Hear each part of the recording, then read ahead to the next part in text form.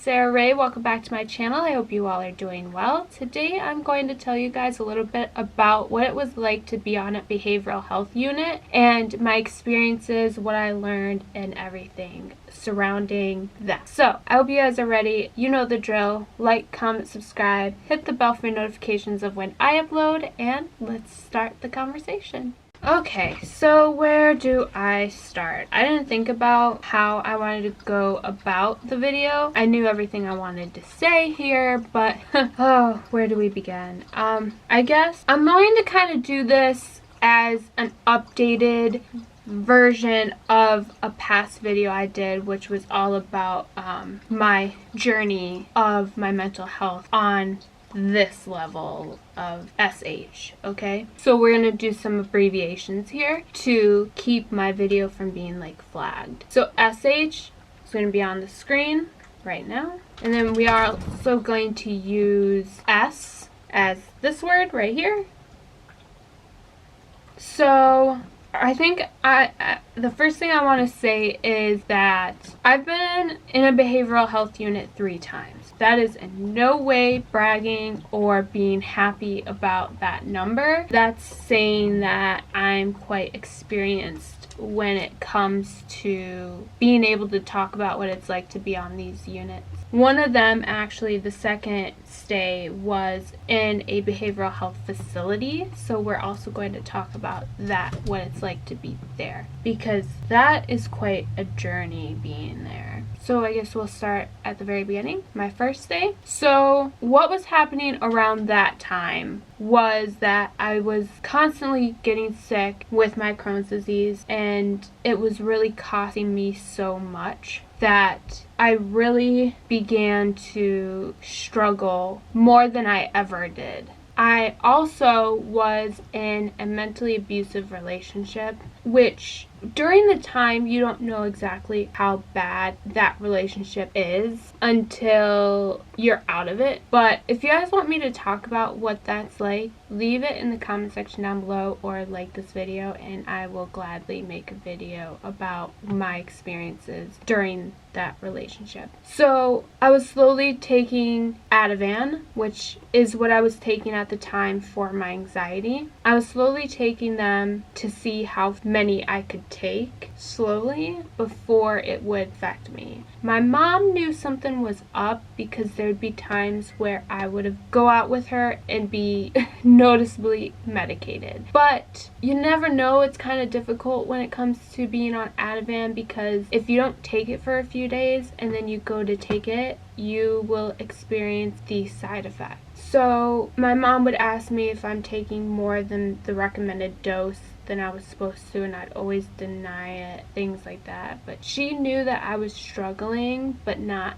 to that extent, until she came over and I was in the middle of trying to do that, and she stopped me and took me immediately to the hospital. While we were in the car, I remember her asking me how bad things gotten and asking me questions about the medication and what I was doing, and I remember not wanting to tell her, but I told her the best way I could describe how I was feeling and how bad my mental health had gotten was that I wanted to take the wheel from her, which she was driving. I wanted to grab the wheel from her and crash the car in hopes that it would affect me, so to crash it on my side.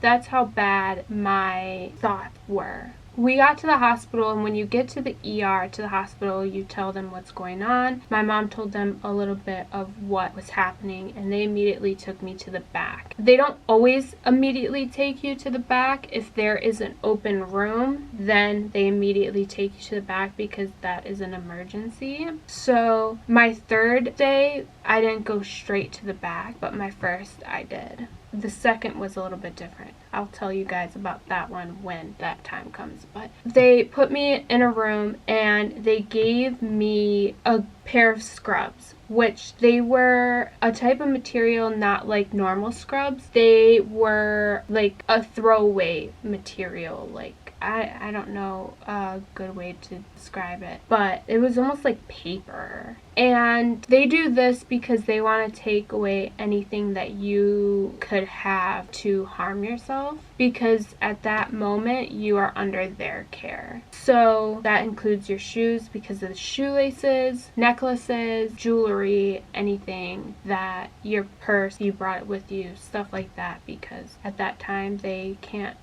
in a way trust you to not do something. The doctor ended up coming in and she asked me all different questions, starting with, the basic question of what is going on. And I just broke down crying because my mom was there and I had to.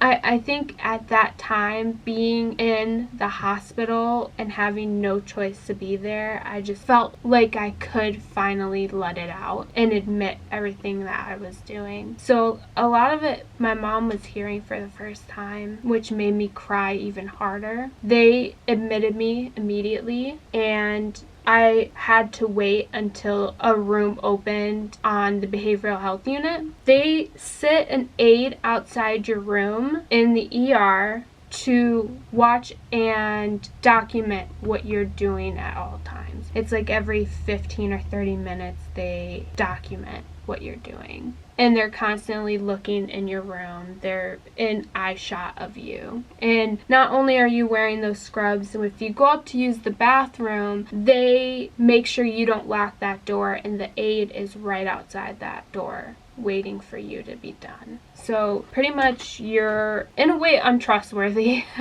They're watching you every little thing you do because of why you're there, and that is understandable. And in a way it made me feel bad because I didn't want somebody to sit outside my room and I didn't want to be there, but I knew at that time that I needed help. So when they need the room, for my first time, they put me on an in-between unit, and that is kind of like in between the ER and going to the behavioral health unit, because there wasn't a room yet on that unit, but there was a room available on this unit, which is an off branch of a behavioral health unit. A security guard will grab you and take you up there, and all your stuff will get locked in a locker. You no longer have access to that, and that includes your phone, because you can view things that could continue to keep your mental health down.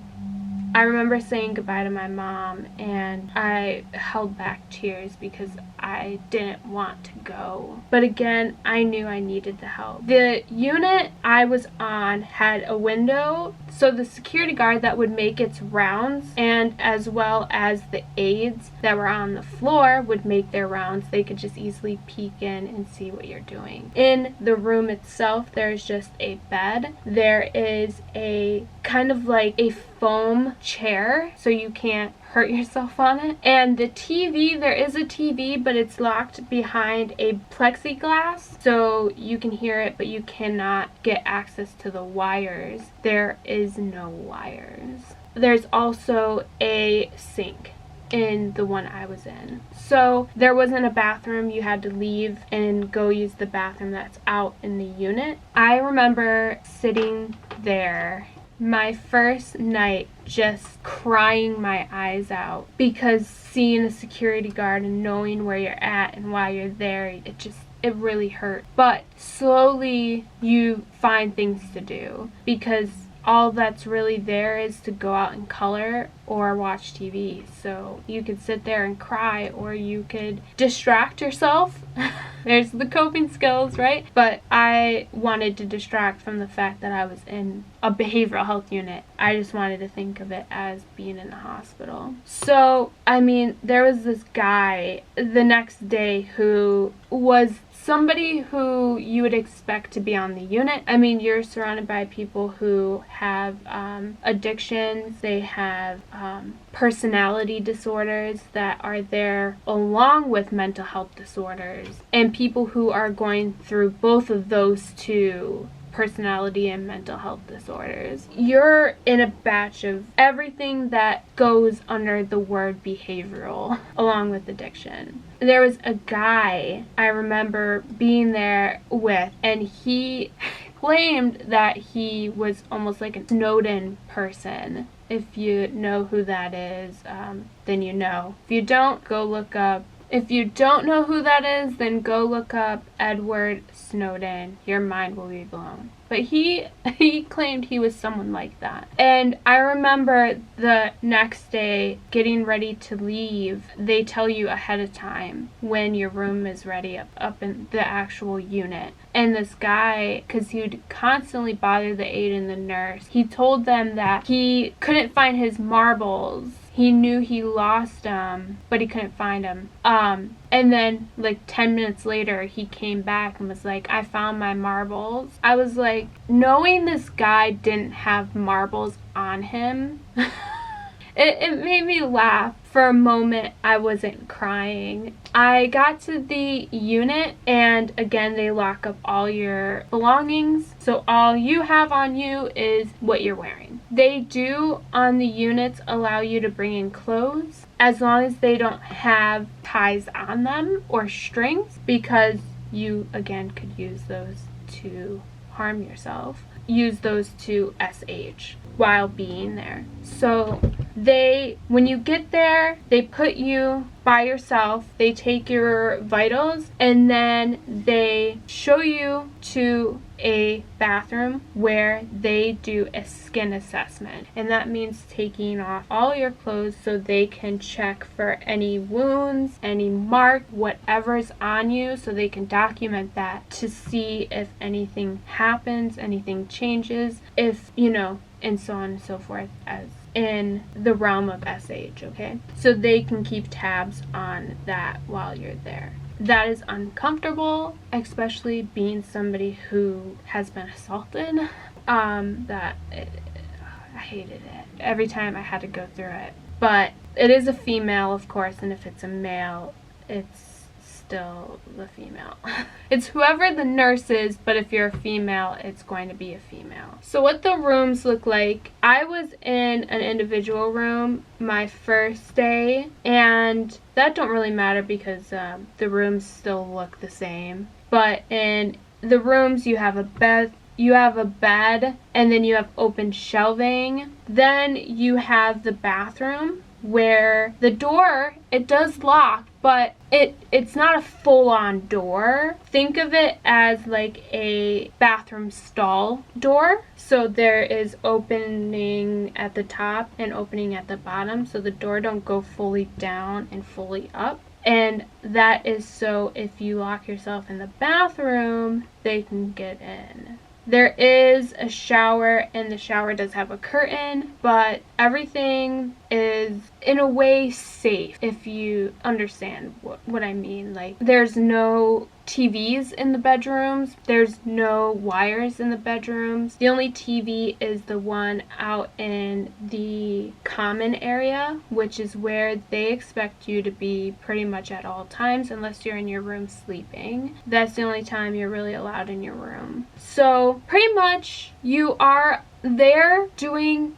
well, I don't want to say nothing, but the majority of the time you're doing nothing, so you find things to do. But they do have scheduled things like therapy and learning about coping skills and things like that, and learning about your mental health and things like that. So when you're not in there doing that, you're in the common area. And if you guys remember, I told you that my first day is where I found the song Amazing by Aerosmith. That was the sheet that was in the common area. So pretty much what you do most of the time is either you watch TV, you sleep, or you're coloring. And that is across the board in every single stay I've been in, even the facility I was in, that is pretty much the setup of everything. You don't really go in your room.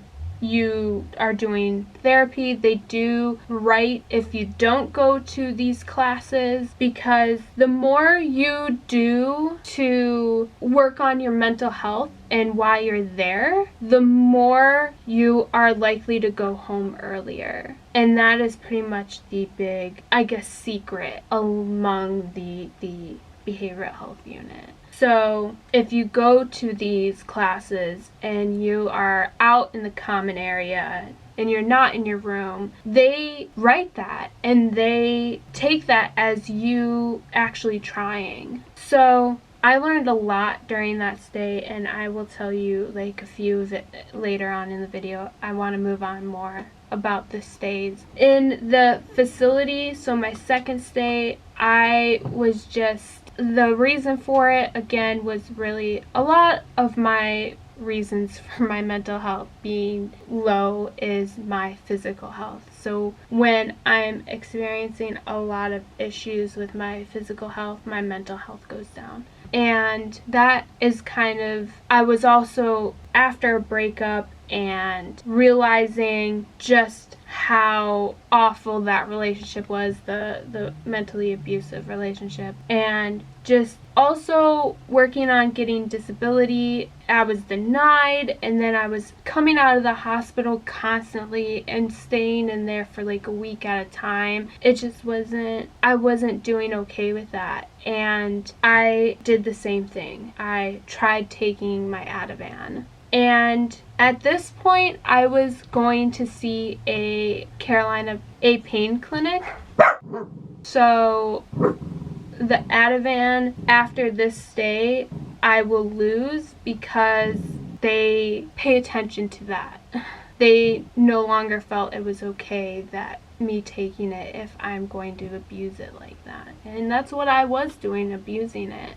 I was taken to the hospital, and because it was my second stay, they didn't exactly have any rooms really available, so they decided that my best bet was to send me to this facility that wasn't too far from the hospital. And got there, and I was taken by ambulance there. When I got there, they again put you in this awful outfit, and that is just their best way to keep you safe. Again, just like I already said, the scrubs, and they did the same thing. They did a skin assessment, then they showed me my room. There I was in a room with somebody else, but that person didn't come until like a few days after I was there. So you do make friends, because that is all, you're limited to what you can do.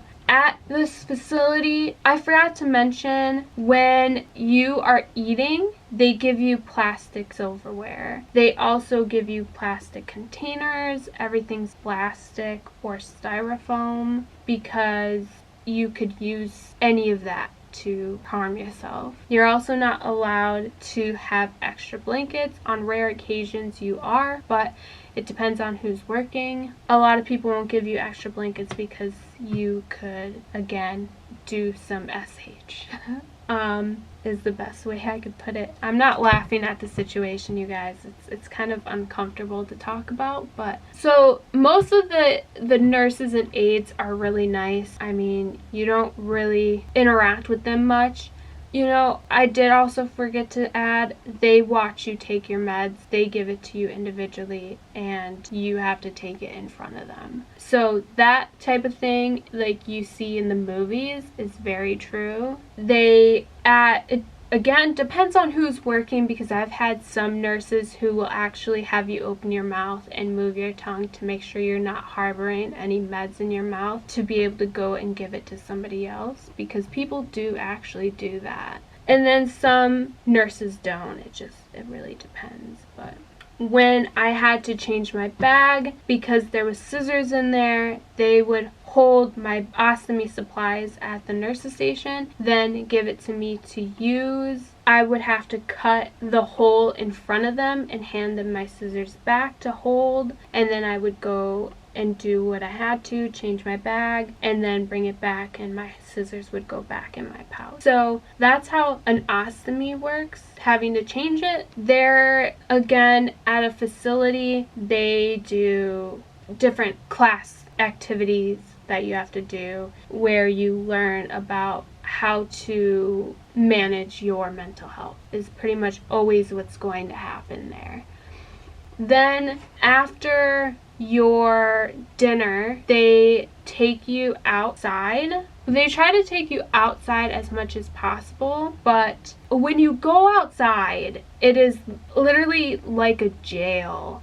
It is fenced in. It's a fenced in area. You can either sit there and walk, or you sit at a bench and just enjoy being outside because you're not locked in a building. Somebody's always with you at all times. Again, they're constantly checking on you, doing those stuff over and over again. I want to tell you guys that for me personally, being on these units, I felt safe, I felt free, and I actually felt better. I worried about leaving because you don't have access to your phone or to the internet or anything. You're pretty much isolated to that building. So you don't sit there and think about the outside world. You're working and focusing on you and your mental health. And it actually makes it kind of a safe and relaxing environment in a way. Even though it's stressful being there because you don't have anything to do, you do get to use the phone, which the phone is almost like a jail phone, if you've ever seen it, like hooked to the wall, and it's not wireless, it's cord phone. You can only use it for so long. You also get visitor times on certain days where visitors can come and see you, and you can go down there and spend time with family relationships if you're in one, whoever wants to come and see you. But they have to know your code to see you, and if they're calling you, they have to have your code. So you're given a code, and it is your duty to give it to who you need to. And they do that to make you kind of safe, so the people you want to see and speak to have access to you, and not the negative people. Nobody can just walk in and see you. So I think we'll go to my third stay, which I'm going to make a separate video about this one because it was my most recent one. Last year is when it took place, and I don't know if you guys remember, so a lot of you guys are probably new, but I was gone from YouTube for about a week and a half. It was at the end of March and the beginning of April, and I never explained why. I just said it was health reasons, and I might have said once that I was in the hospital, but I didn't really talk about it, and that was because it was due to mental health reasons, and I was in a unit. So this was the first time, and they normally do this, from what I understand from other people, is my mom took me to the hospital again because I actually, I shouldn't say attempted to OD. I actually took the meds, and enough of them, and when I got to the hospital, I didn't have to have my stomach pumped or anything, but they gave me a certain, it's called charcoal, it's exactly what you think it is, and that is to combat whatever medications you took and to stop it from damaging your liver or any organs, which I will tell you is nasty. It tastes gross. So I did that, and my mom took me to the hospital, so I did that, and they put me again in a in-between unit, like I told you guys about from my first day, and I just sat there. At this point, I just didn't care. I was no longer crying because it's not like it's the first time I've been in a unit. It's more so I was annoyed that I had to go through it. So I was more bitter this time. Then they were going to, because it wasn't the actual hospital, let me make this make sense. Your big hospital has off branches of littler hospitals around. So because I went to one of the smaller hospitals, I had to get transferred to the big hospital, and to get transferred there, I had been allowed to put on my clothes and no longer be in scrubs, but I had to be escorted by a police. So I did get handcuffed and put in the back of a police car and escorted there. And that's normally how they, from what I understand, escort people who are in the hospital for mental health reasons. And my mom warned me that was going to happen, and I said no, because in the past I had been transferred and that never happened, but it happened. And the officer was actually pretty cool. He asked me what music I listened to, and I told him rock, and he actually put a rock station. We were actually singing Cocaine by Eric Clapton, which was cool. And yeah, I just got to sit there and listen to rock music for a good 20 minutes before I got sent back in a facility. I still wasn't allowed to use my phone or anything. So each time I made friends, and I still, talk to them every now and then now. My third stay was actually really great. It's so wrong to say that, because there was a nurse there who was the coolest, and I would sit there and mess with, and he'd mess with me right back. It was cool. And we would talk about music. We would go back and forth about who's better, Batman or Green Arrow, things like that. But again, you're on a unit. On this unit, because it was a different hospital than the first hospital I was in, the first stay that I went, this hospital, they did have a workout room, so you did that. You were allowed to have a radio in your room. They provided you with one. It did not have cords, it had batteries, and they had it shut, so you weren't allowed to access the batteries, but you could have music in your room. You could have a sound system and like a soothing sound radio thing in your room. I don't know what it's called, but also, again, everything else was the same. You basically just go to groups, and every now and then you have a one-on-one with the actual doctor. There is actually where I was diagnosed with borderline personality disorder. They did an extensive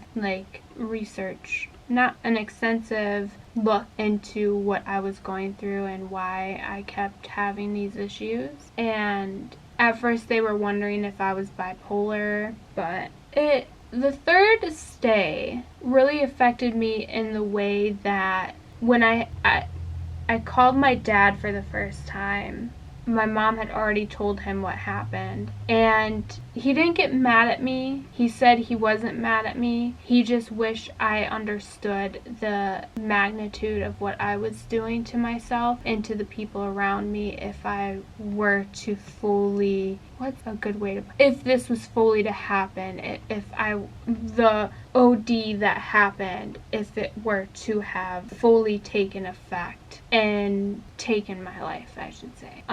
If my life was taken from what I was doing to myself, what it would have done to the people that loved me. And the whole time I was doing these acts, people would say, why would you do that to your family? And I would always respond and say that you don't understand, yes, it would hurt my family, but you don't understand how badly I'm hurting. And that, I think, is something I'm going to talk about in another video, is why we do what we do when we are hurting so bad. Why people think we don't think about other people. We do, but we are hurting so bad that we feel that that's the only option to escape this pain that we're feeling. It has nothing to do with anybody else. When you're hurting that bad, that's all you think about. And I kept asking, why would you want me to be in this pain? And it's still a conversation that my mom and I have a hard time talking about, because it is one that's not easy to talk about. But my dad was right in the fact that my aunts and uncles who love me, if they were to have known, which they did find out eventually, one of them did, they were upset. You don't think about that. For me to leave the unit to be discharged this time, I was told I had to go to a group therapy for DBT, which I've talked about in the past, and they said if I didn't pretty much agree to do that, then I would have had to stay longer. And of course, me wanting to leave, I agreed. But that is where I was discharged to my mom on all of these occasions. So I know that might not be a known thing. You a lot of times are discharged to somebody because they have to come get you, obviously, but they get told pretty much a rundown of what they've learned and what you all did and just a rundown. So pretty much all it really is coloring, watching TV, sleeping, and doing some kind of activity, like whether it's for your mental health, working out, something along those lines. That's pretty much what it's like to be on a behavioral health unit or in a behavioral health facility. I hope all that answered any questions anybody had about what it's like or any thoughts of what it was like. I hope none of you guys are thinking about SH or the S word or doing what I did, period. But if you are, please do get help. Please call somebody, talk to somebody. I know I did before I went in the hospital my second time, or call the hotline, which will be in the description box down below. I know I've called the hotline number before, so it is completely safe and anonymous. You don't have to say your name, just what you're going through, and they help you until you feel stable enough to be off that call. I hope you guys, I hate saying enjoyed this video because it's not something you enjoy, but you get what I mean when I say enjoyed the video. I hope you guys liked the video and learned something or got something out of it. It's also nice to share my experiences in hopes that it'll help somebody.